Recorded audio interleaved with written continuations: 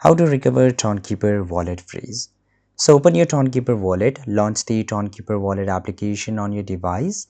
Now tap on the settings icon, typically represented by the three dots here, or you can see here this is a settings gear icon in the top or bottom corner of the app interface. In the settings menu, look for an option which is called backup here. So let's find this option. This is backup here. Now you will get this option of backup manually.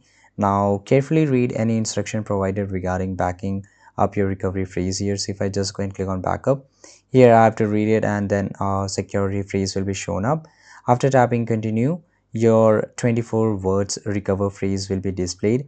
Manually write down each word on paper or just copy and paste it in a secure place, so you can just take it out whenever you want, because without this security phrase you won't be able to recover your account, right? So this is really important. After writing down the recovery phrase, you may need to verify it by entering some random selected words from the phrase, because of course they are going to confirm that whether you have to read, whether you have written it or not.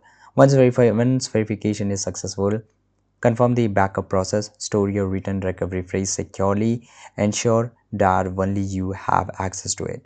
So this is only thing which is very important. Thanks for watching this video.